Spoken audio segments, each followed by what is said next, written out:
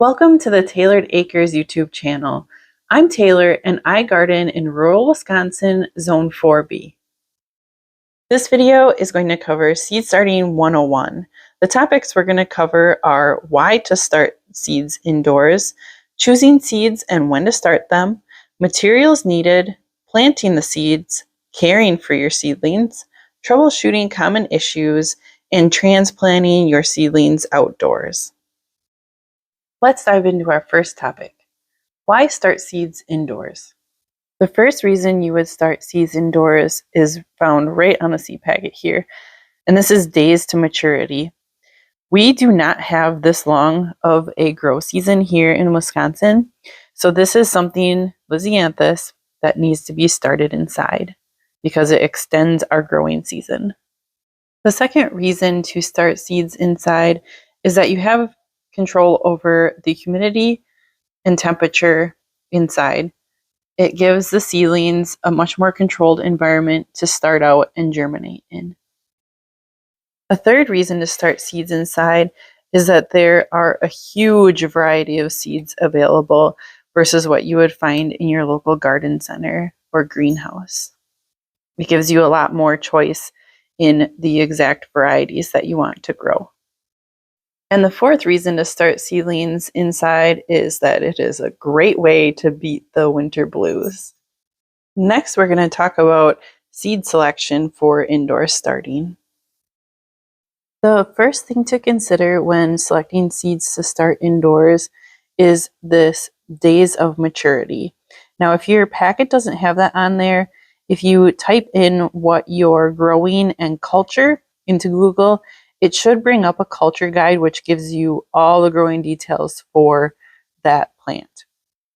Now, we have a very short season here in Wisconsin, and days of maturity is very important because you not only want that plant to get to maturity, but to have a few weeks of producing after that maturity. So that's the first thing to consider.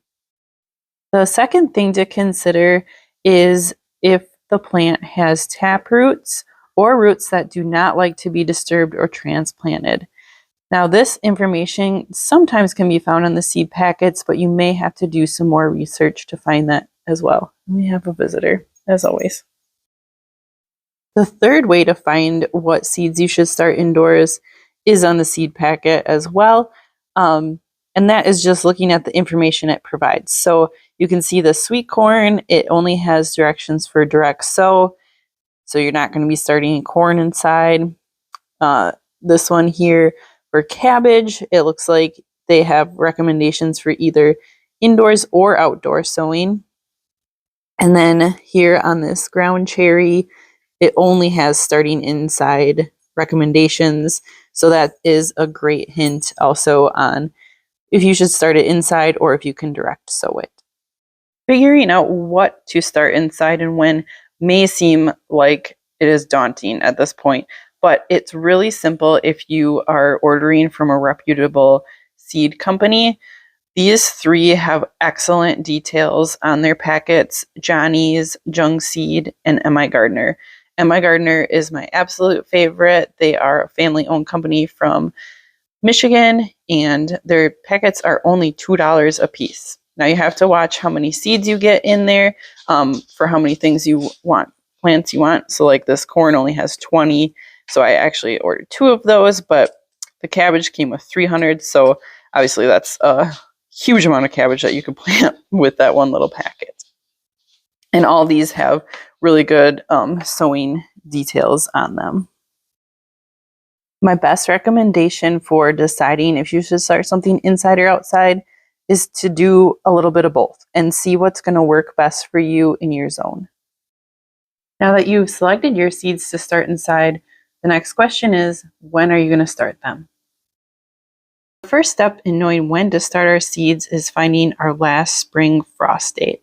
So I'm here on the Farmer's Almanac website, and I put in my zip code and it finds the nearest climate station.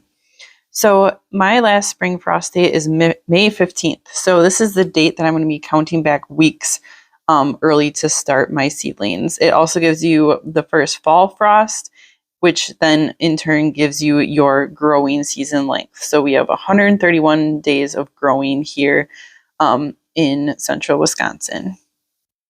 And this information is also important because you can look at your days to maturity for your plants and see what when you need to start them for how many days you have in growing.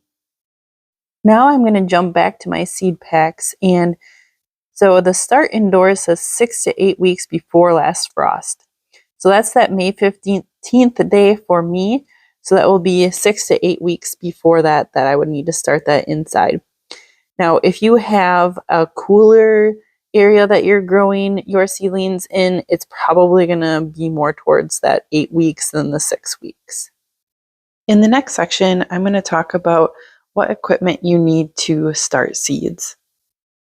I put together a separate video that details all of the equipment needed, and you can find the link below for that.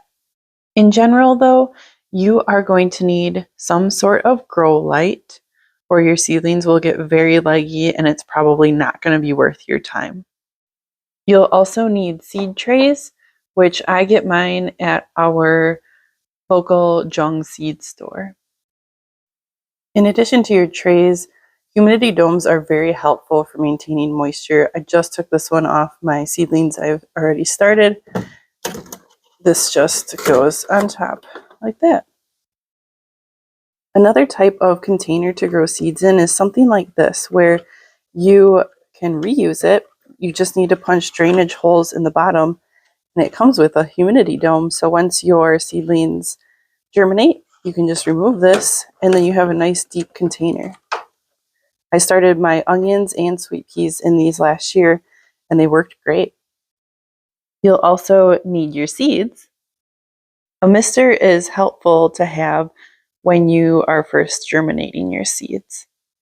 You'll also need a seed starting mix. This Pro Mix all-purpose is my favorite. I do put vermiculite on top of my seedlings. It helps with moisture retention, but this is not a necessary thing to have. One other optional element that not all seedlings will need is a heat mat. So that's that black pad under here. There's a temperature probe that goes into the soil, and there's a controller back here that you set your temperature at, and that keeps your seedlings at their ideal temperature to germinate, and you turn it off immediately after you have germination. And the last thing you'll need is some way to mark and tag your seedlings so you don't get them mixed up. It is also helpful to have some sort of a fan. I have this tower stand, and it is oscillating. That will help your seedlings to not grow algae or mold, and to help the stems be a little bit stronger and more used to a wind once you get them outside. Now that we've done all the prep work, it's time to start planting our seeds, and that starts with preparing our seed trays. I'm going to start by wetting my potting soil a bit. You don't want it to be soaking wet, but you also don't want it to be so dry that it is hydrophobic and repelling water. So I'll just mix that in and make sure you want it to hold together a tiny bit. You can feel it's damp throughout, so I think we're good to go. So then I'm just going to go through and fill my cells. And I won't make you watch all of this, but you're going to want to press it down gently and then fill it again.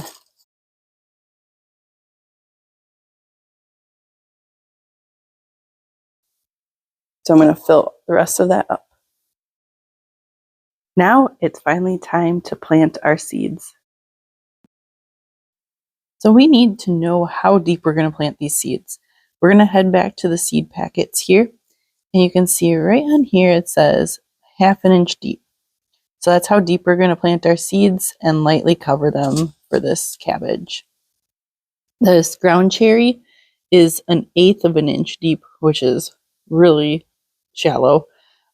There are also seeds that are surface sown, and there are seeds that need to have light to germinate. So just watch out for those couple details. I think that's more common on cut flowers than on vegetables.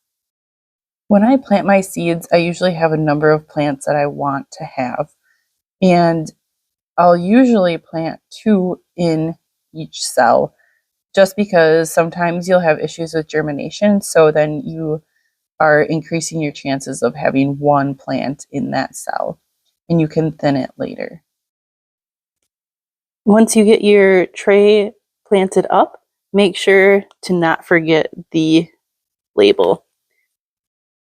Now we'll talk about getting your seeds to germinate and growing them on. Once I get my seedlings planted up, I'm also going to give them a nice water in, a good soaking. And you want to keep them moist until they germinate. Another detail to look for on the seed packet is this germination temperature. You can see on this cabbage, I would not need to have the heat mat on for it to germinate. My room here is probably about 65 degrees, so that's the warmest that it would need to germinate. But on this one here, for the ground cherries, it likes 70 to 90 degrees to germinate. So I will be putting those on the heat mat when I start these seeds. You don't need a heat mat, but it's probably going to extend your germination time. So keep that in mind when you decide when you're going to start your plants. When you get your seedlings set, you're going to want to put them under grow lights immediately. And I also have the style of grow light that you can adjust. And this is going to help to keep them not leggy right away. So I'm only going to keep them the light a couple of inches above where the seedlings are emerging. So these will just sit tight until they germinate. I did have the humidity dome on here, and I'll get it back on after watering them. So I'm going to check on them every day to make sure that they still are moist. And once about 50% of them are germinated, I will be taking off the heat mat if it's on there and removing that humidity dome. If you're struggling with getting a seed to germinate, I have had good luck with some of the bigger seeds, putting it in a Ziploc bag with a damp paper towel. And once they germinate here, I'll stick them in the soil at that time. After germination, there's a few things to watch out for when you're growing your seedlings on. Once the seedlings have emerged and are starting to grow on, I'm going to let the surface of the soil dry out in between waterings. I'm also going to start bottom watering at that time because that helps with keeping that surface a little more dry, which will help with any mold problems, algae, and also damping off, which is something that can happen to your seedlings where it's a fungus that eats away at the base here and your little healthy seedling will just topple over. I'm also going to continue to raise the grow lights here to be just a few inches above the seedlings. These were actually cuttings, so not a great example of how to keep it above there. The next step is transplanting your little seedlings outdoors for planting. Once your seedlings are growing nicely and you are starting to approach your last frost date, you're going to start wanting to look at the weather. I keep an eye on the 10-day forecast to make sure that we're not going to be below 32 degrees, especially, but anything below 40 can damage these new seedlings. Once you're in the clear for weather, you're going to start hardening off your seedlings. My favorite way to do this is to put them in my wagon so I can bring them in and out of the garage easily. Slowly introducing your seedlings to the sun and wind of outdoors is what this step is all about. Start adding a few hours every day to your seedlings being out in the sun to slowly adjust them. Be cautious with days with blazing sun, as these can still fry your seedlings. Transplanting seedlings too early can stunt their growth, and if you skip this step, they will get scorched. Use a plant's culture guide for more details on each individual plant needs for this step. Once your seedlings are hardened off, it's time to plant them in your garden. I hope this video will help you successfully grow seedlings inside for a wonderful garden this summer. You can find me on social media, Tailored Acres, and take care.